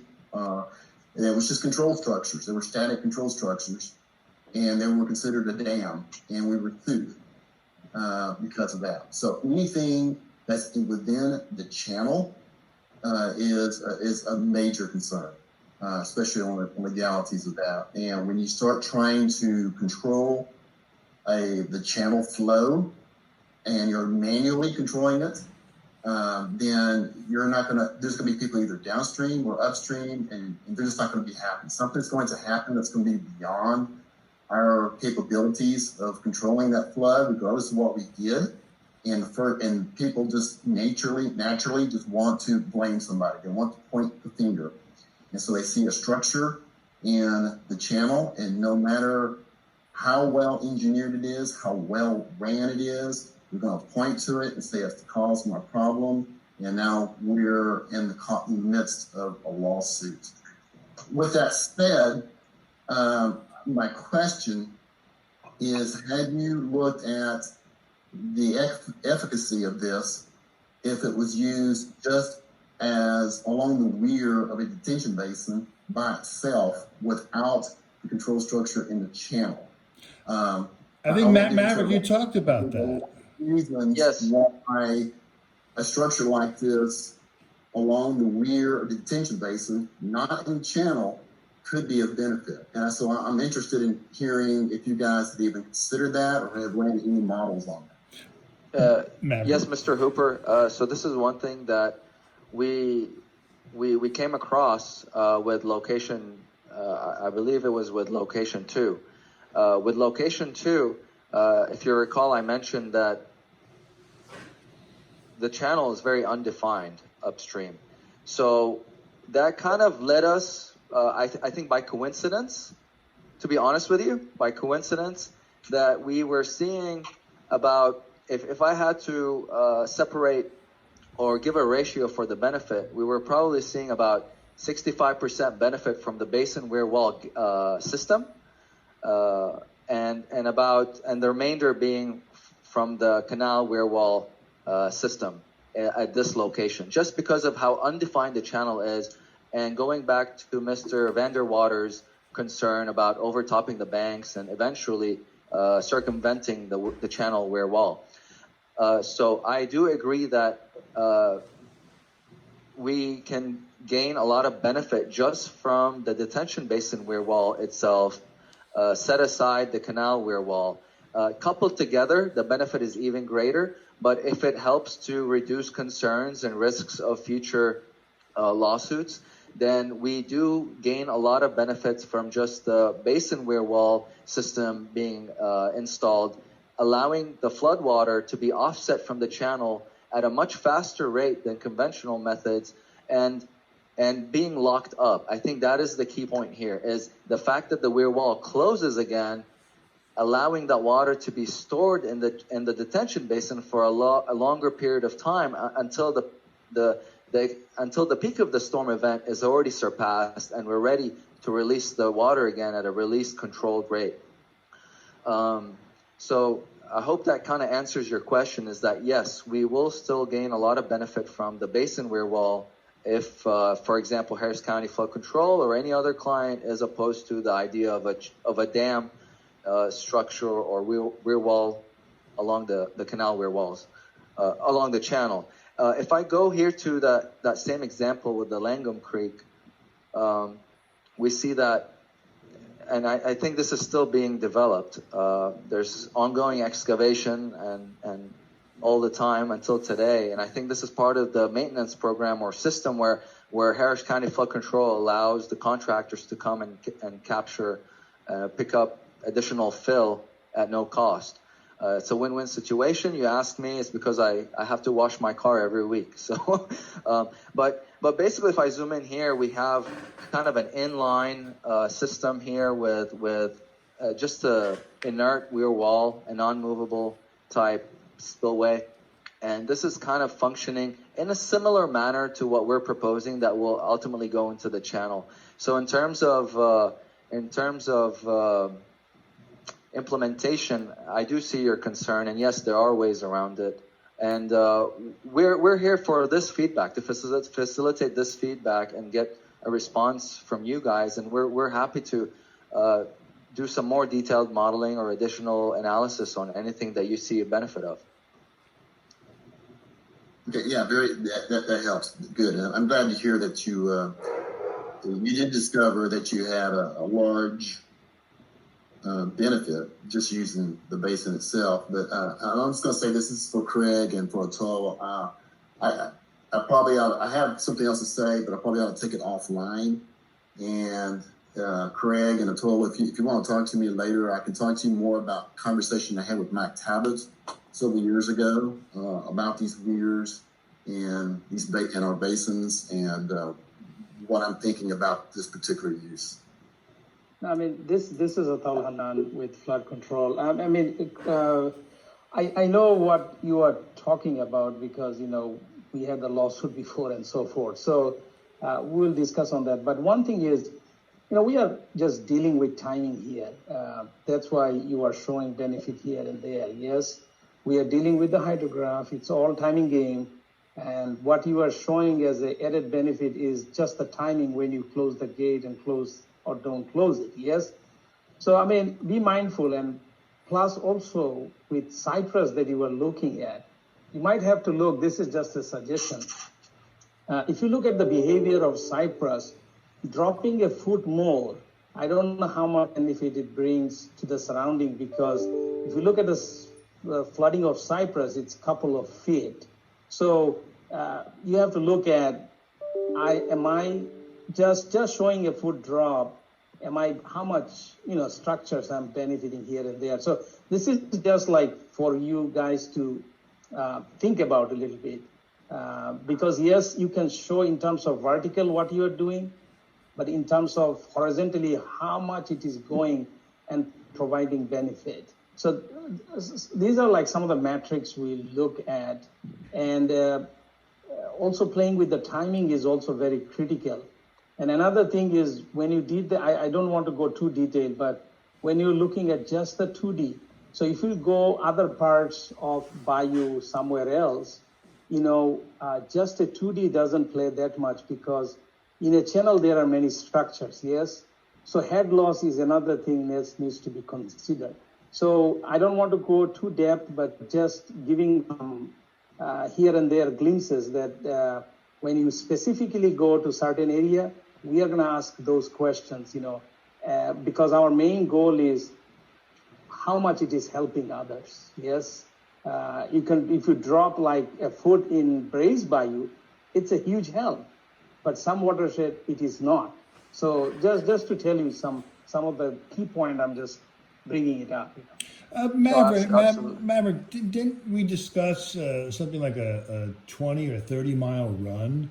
And you chose this Cypress Creek, and because it was useful to you.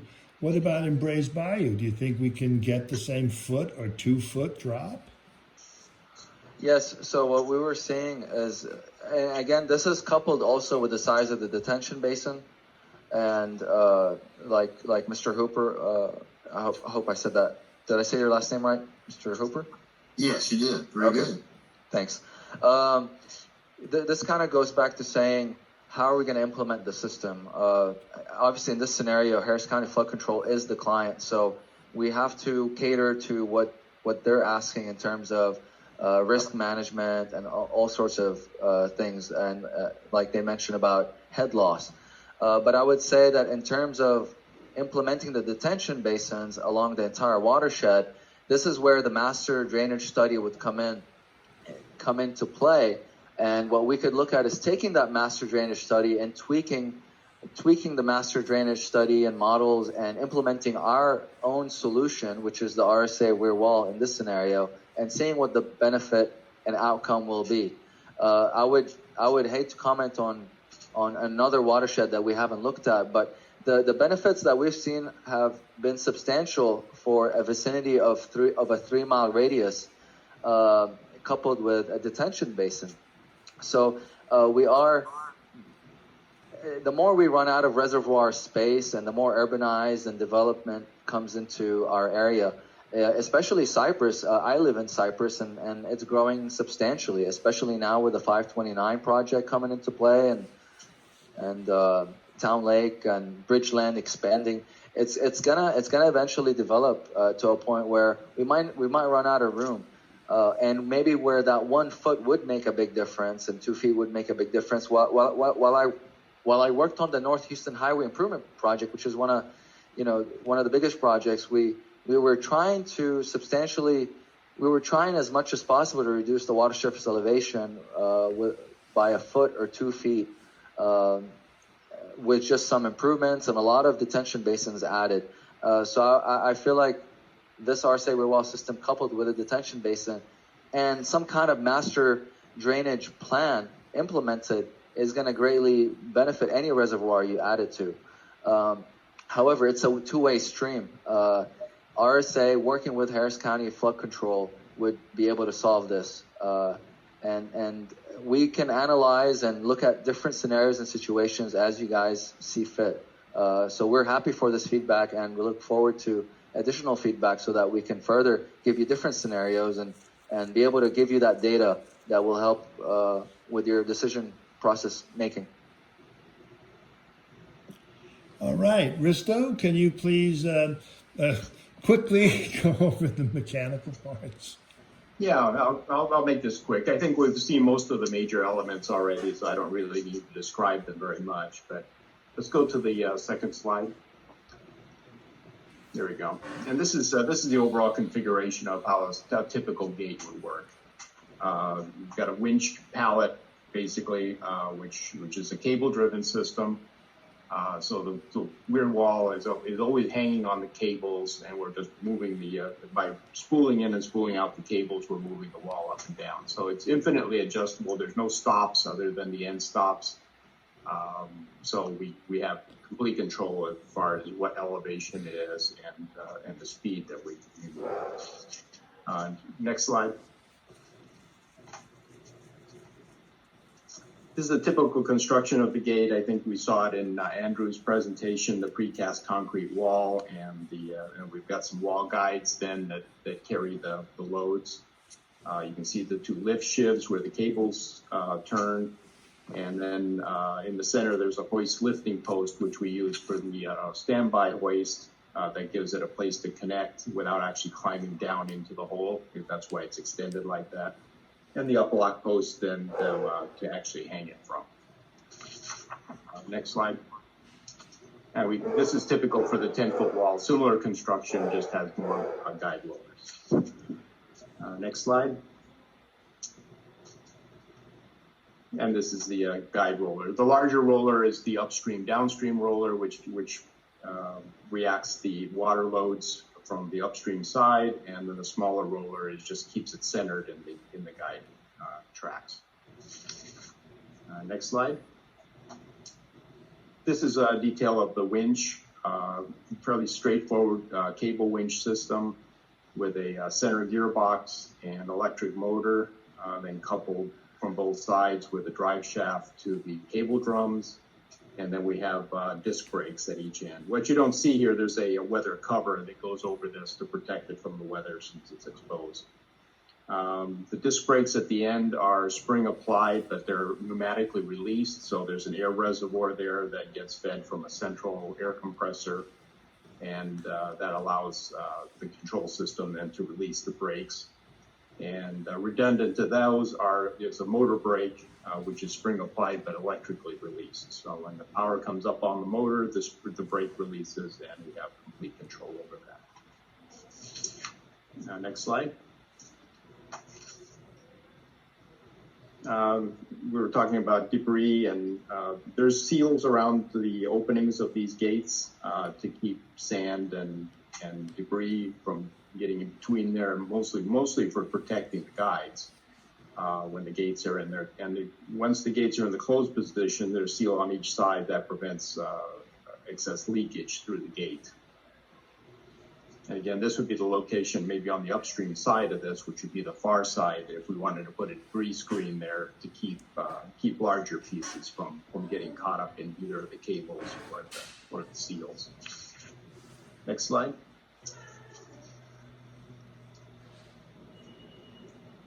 This is the backup hoist, which is basically an overhead crane, 2 rails and travelers and a hoist. And I think you saw it in the animation, so I don't really need to explain it very much more than that.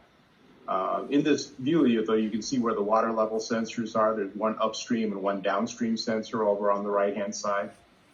And then on the lower left, there's the top of the sluice. That's the actuator for the sluice gate. You can see poking up through the catwalk there. Next slide. This is a typical sluice gate, not complicated. They're all 30-inch. We standardize on a 30-inch diameter port. It's a metal steel gate, steel frame. It's a typical frame. The height of it changes depending on which wall we're at, but all of the mechanisms are basically the same. Then I have some calculations. Go to the next slide there. I have some calculations which I think I'll skip to go kind of save time here. But this is the basic operation of the winch. You can see it's called what we call a double purchase. So it's basically hanging on 2 cables, which reduces the cable load and the torque on the gearbox, but requires you to spool twice as much cable. But since we're only moving 5 feet or 10 feet, it's not a really big deal. Let's flip to the last slide. I mean, there's some calculations and summaries in between there, but I think those might be kind of overkill. We could read those on their own. Operations and maintenance, I think, was kind of brought up earlier. RSA will be providing operations and maintenance manuals for all of this, and training, obviously, for how to operate it and how to maintain it at commissioning. So some of the things in the operations manual, which would be typical startup, shutdown, and procedures, troubleshooting guides, fault identification, and the basic operation of the system, both in automatic mode and in a manual mode. And then maintenance, the maintenance section. There's some periodic maintenance. I think somebody brought up the comment earlier about cycling the gates, which these gates, in an ideal situation, would probably never be used, but they would make sense to be cycled maybe weekly or monthly to make sure that there's nothing caught in them, that we haven't done anything to prevent them from moving automatically. And these could be done remotely, or they can be done on site via manual control. There's a backup generator and air compressor in an adjacent shed. Those can be cycled on and off to make sure that they're operational. And then there's on-site visual inspection of seals and cables and shafts and gearbox, so normal maintenance, mechanical maintenance type thing. In the long term, being that this is outdoors, there's probably going to be some repainting and corrosion protection, and ultimately somewhere downstream, years from now, would be probably replacing the lift cables maybe at the 5 or 10 year mark. So that's pretty much the mechanical part, kind of in a quick overview. All right, thank you. Can we move to George's presentation?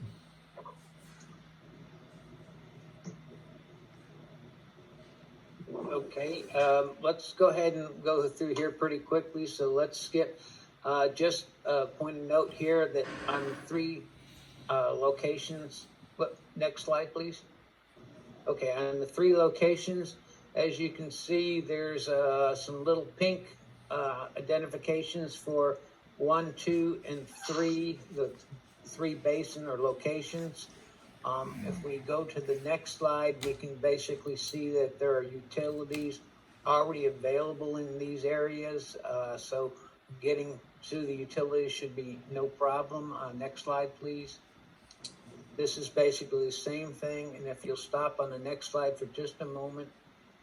In this slide, you'll also notice where this one we do have utilities, but we also have a creek crossing nearby, and it just so happens that there is a Harris County Flood Control District monitoring station at this particular location. Next slide. And basically that data is brought out, and hopefully we can work with you guys and can share that data, because as you were talking about how you're going to operate and control it, you would like to know that you got feedback and when we need to adjust things based on the current rainfall and not just the historical rainfall. Next slide, please. This is basically a simple one line. We do have a backup generator on site, and it covers each one of, there's a backup generator each of the 3 sites, and it has automatic transfer switch, so we will have power even in the event that the utility poles should fail, or power lines should be disrupted. As we know, Houston does have those problems. It just feeds down to the typical controls, the Weirs, the air compressor, general lighting and utility power. Next slide, please. Basically, we have a very simple but sophisticated control scheme where basically all of the equipment is controlled by a PLC or a programmable logic controller, which basically measures all of the elevations of the various components within the system, checks on the status of the motors, such as the generator and the air compressor. All that data is fed to an Ethernet switch, which then can be locally viewed on a man machine or HMI, a human machine interface, and is also passed downstream so that the systems can be networked together. Next slide, please. In this slide, we show some of the previous technologies we've used with RSA systems, and in particular, at the top of the screen, you'll see that there's a smart arm. On the smart arm, if you look toward the top of it, you'll see 2 cameras. These cameras allow us to place these 2 cameras that can rotate 365 degrees, can turn 180 degrees, and then also zoom in. These cameras can be remote controlled from the person at the remote viewing location. Likewise, we have an interface that will replace the internet connection should we lose a cabled internet connection. We have 2 redundant cell phone connections plus a Wi-Fi connection. So there's a lot of technology we're bringing to this project. Next slide, please. Of course, we're bringing in the water levels, the heights on the compressor, but in the future, we hope to be able to gather even more data, such as, Harris County Flood Control District data, weather prediction, etc. Next slide, please. And basically, we talked about the simple control routines at first, but then we can network these together and then do whole area management. And then, of course, machine learning, so we can actually learn what works best based on the conditions of this particular flood event. We have regional modeling and control on top of that. Next slide, please. Anyhow, I'd mentioned the PLCs and the data switch and the HMI. There's a lot of manual operations available with the local buttons in an emergency, but we also have the ability to remotely control it and expand it for sophisticated control. Next slide, please. And then this is just talking about the basic electrical requirements, the availability of the cellular and radio backup, the air compressor, and the stored air as a backup, the internet connections of many and various ones, and of course, electrical power requirements. And the last slide. And then this is just a summary of what everything we have talked about. with the redundant hardware and remote control and flexible design for the future. And I'm sorry I ran through so quickly, but if anyone has any questions, feel free to pose now. Thank you, George. Thank you. Any questions right now? Then can Mark, please talk about how you see constructing this? Mark would be building these systems. Mark Boyer of Weir, Inc. We've been in business here in Houston for 33 years. I've lived in the Cypress watershed for 47 years. Native Houstonian. I've been around, seen all the major floods and things that need to be done to correct them. Our firm has worked on and repaired or upgraded almost every major water control structure in our region. We're real familiar with the geotechnical conditions. We've worked with RSA on building prototypes. We've taken into account in this projected budget excavation, site prep, construction, dewatering, and other things, remoteness. And not to drag this thing out, I know everybody's interested in what it's going to cost, and our estimated value for the work on all three, depending on the construction limits, the size of the reservoirs, the berm requirements, is anywhere from 50 million to 72 million. So is Brian around? If not, can you talk about the BOT funding that he was, bringing to the table for us? Yeah, we've worked. We've formed a firm called Five Companies that 4 major construction contractors in Houston have done, and Brian is one of the team members there.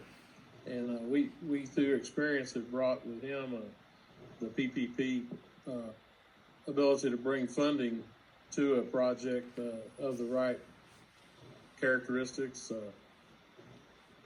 and so forth. I don't have a lot of details on it, but I know the money is available. There's several interested parties that would be interested in implementing these type of funding projects. Has Harris County worked with PPP before? I think they're currently doing a design build job. I don't know if there's funding engaged in it. I'm not sure who to address the question to. Anybody? The design build job is funded by Harris County Bond and U.S. Army Corps of Engineers funding. Do you think that? Yeah, that we do not have any other public-private partnerships going in the works. I think there's still some discussion about whether we actually can do that given our funding legislation.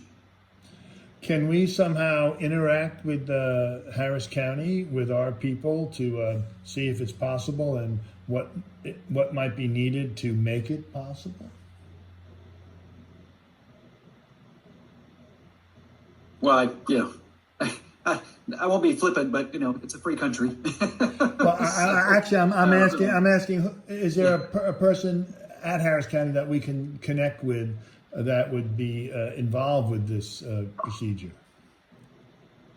I'll have to get back to you because I don't know the answer to that question, honestly. Okay, all right. And the last presenter is David Collins. I will be very short. Hold on. If you show the 3 location sites that were used by George, and I'm just going to go through it very briefly. Maverick? I have a comment that says, "Can I unmute 832-457-9009?" From my control, I don't have them muted. The main screen. Who?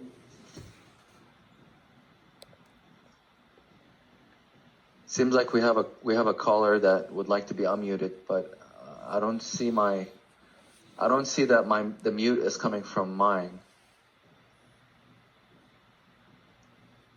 I mean, go to the map that shows the 3 locations. Yes, David. Yes, sir. Let's see. Yeah.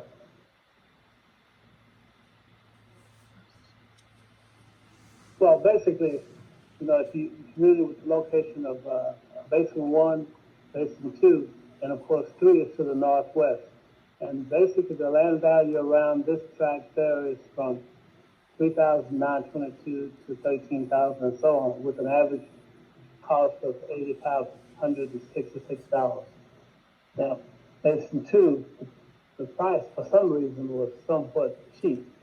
That's only a 152-acre detention basin, and the total cost is $282,000. But as you go to number 3, it straddles 2 tracts of land. Both tracts are owned by Bridgeland Development. That's the development on 290. The cost per acre ranges from $46.80 to $91.27 per acre. The land for the 200 acres in this area is $1,825,000. So the land increases in cost from 1 to 2 to 3. That's it. Thank you, David. So that concludes RSA's presentation for this grouping of detention basins. Open to any questions at all.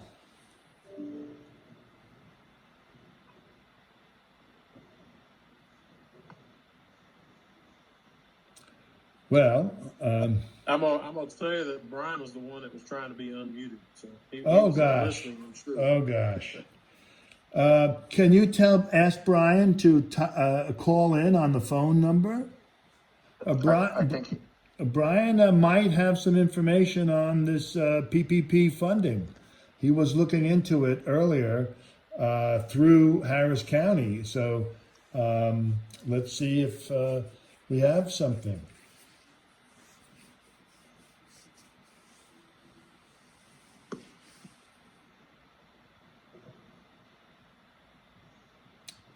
Okay. He said, So Brian, can you hear me? And do you have any something technical? Okay. Do you have anything you can type in to add to this?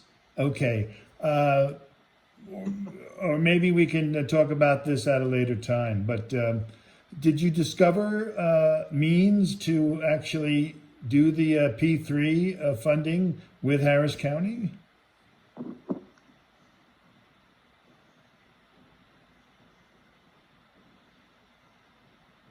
Maybe he's typing. I'm not sure. Can't hear anything. All right. Well, we'll get back to you on all of this. And I think, Craig, you were saying, well, we have done several across the country. Oh, 1 second. Can you put that note back up again? It sort of went away. As Mark was saying. He said, we have done several across the country. Harris County would need to have enabling legislation. So that kind of goes in line with what Mr. Maskey mentioned, that he will get back with you on the answer, I think. Okay. We will work that out amongst us, and then we'll continue to interface with Maverick and then with Harris County. So from a technical perspective, from an H&H modeling perspective, or hydrology and hydraulics, or detention or routing study, is there anything that you feel like was not included that you would like to be included in this analysis? And this would be a good time to let us know. I will look at the detention basin Weir wall separately and analyze the benefits based off of that. Is there anything else you want to add?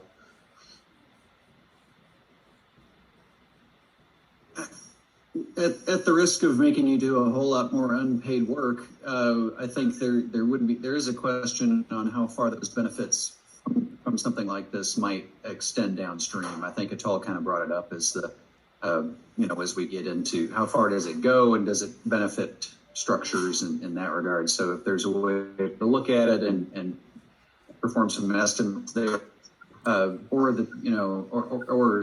the other side of that question would be, do we need to find a place to build this that is in the middle of a developed area so that it has those benefits? And this is Atal Hanan. I'm just because recently we actually looked at Cypress watershed, and we identified actually 10 areas and thought that 6 would be effective for detention in the whole watershed. So it's not that we are unaware of it. We know certain places where detention is more effective. But the issue is here that the area that you are showing, because you spend a lot of money, there has to be a benefit coming out of it. Yes. So in those areas, if you drop like a foot or two, I think we need to drop like 6 feet. To be honest, because as you mentioned yourself, the banker at the 10 when we have a more than 10-year level of or 10-year event, it's overtopping and flooding the areas. Okay. So you have to look at all pictures. Otherwise, it doesn't play that. Because when you do a project, we have to look at how much benefit we are bringing out of it. Because buying land is expensive, building something is expensive, and so in a nutshell, we have to look at what cost we are looking at and how much benefit we are giving to our citizens they are living there. Yes, so everything has to match. So just like, okay, it is decreasing a foot, it's a good idea. And also like, again, with the model. Yeah, well, we're getting 2 feet, the maximum benefit at location 1.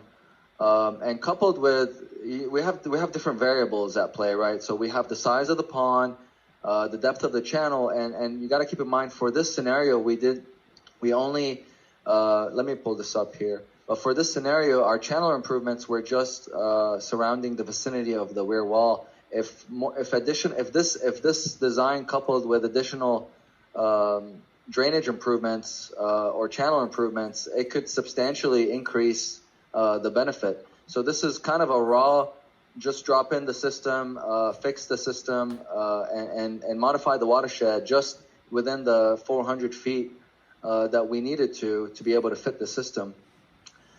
So that's kind of what we're looking at.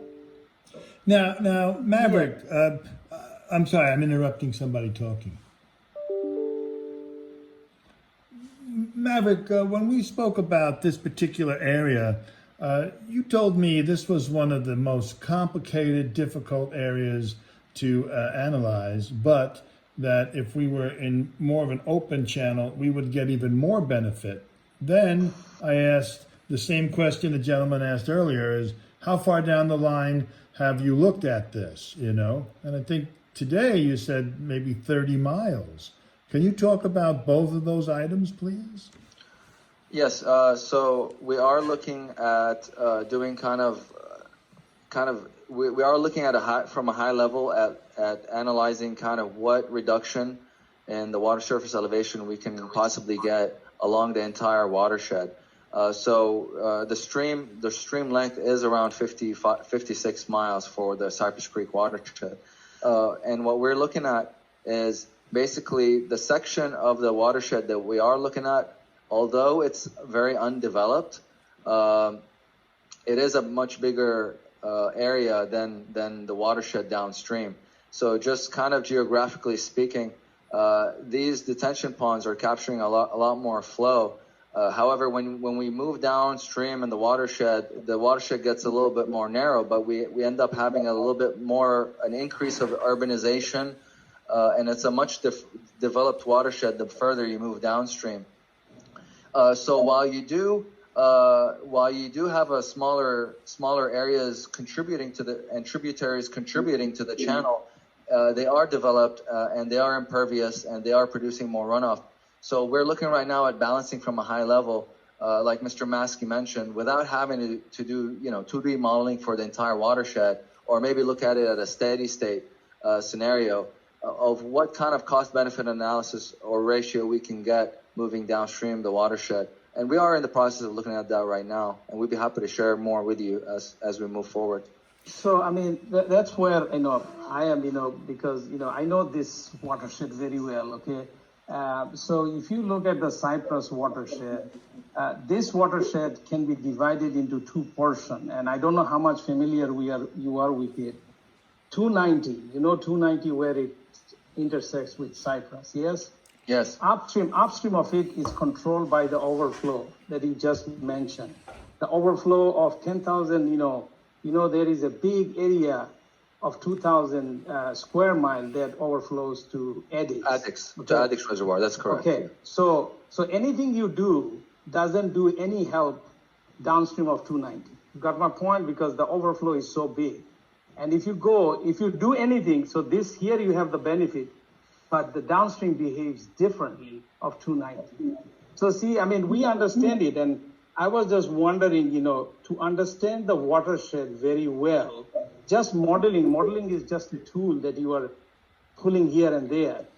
But the concept is when you do something, what benefit it brings, that is the key point, You can do whatever you want to do, but, really what benefits it is, that's my point. I was just not trying to make a big thing, but I'm just understanding that, something is missing there because this watershed behaves differently, and even the upstream is not the same as downstream and downstream. So you understand my point? Absolutely, Mr. Hanan. Have you had a chance to review the H&H report that we finalized back in July? And basically, I highlight the fact that, I do agree with you, and we did isolate a 2D domain, which was part of our study control, because we wanted to see the benefit within the vicinity first, before moving forward with looking at, I would say, the entire watershed. And we were hoping to have those talks with you before looking at the master side of analyzing the benefits in the watershed. But I feel like, from what we've seen, if we replicate that every 2.5 miles moving down the watershed, this is going to be a substantial benefit for any watershed this is implemented in. But I would have to kind of consult with Mr. Adler and consult with Harris County Flood Control, consult with you guys to see how we can maybe move forward if both parties might be interested, and answer any questions that you might have, because like Mr. Boyer mentioned, the right people are in place at the right time and funding is available. So Mr. Boyer, if you want to add anything to that, but well, the concept is the same as Addicks and Barker. They saved Houston, 80 years ago by building them. So something's got to be done that controls the flow in order to correct the development.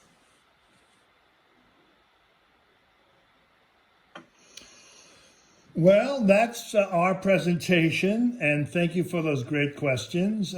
Obviously, we'll work on the screening of the debris catching, and in terms of going forward, I think Maverick has to interface with you in Harris County to see if there is a next step and where it should be.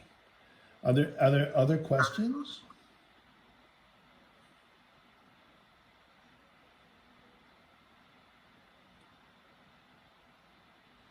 Well, again, thank you so much, and we'll be in touch. Maverick, anything to close with? thank you. And I'm looking forward to working with Harris County Flood Control. We are a 2-year-old company. I worked at AECOM previously with Anthony Holder, and a lot of great leadership. And we're excited to be on our own. We've been on our own for 2 years. I have a team of 10 people with Juan Romero, and we look forward to serving Harris County Flood Control directly, and also serving clients such as Mr. Adler with RSA Protective Technologies, and hopefully looking at innovative solutions moving forward. So thank you all for being on this call, and I look forward to coordinating with both of you. All right, everybody, have a wonderful day. Thank you for your time. Thank you. Have a good day. Thank you. Bye-bye. Bye-bye. Thank you.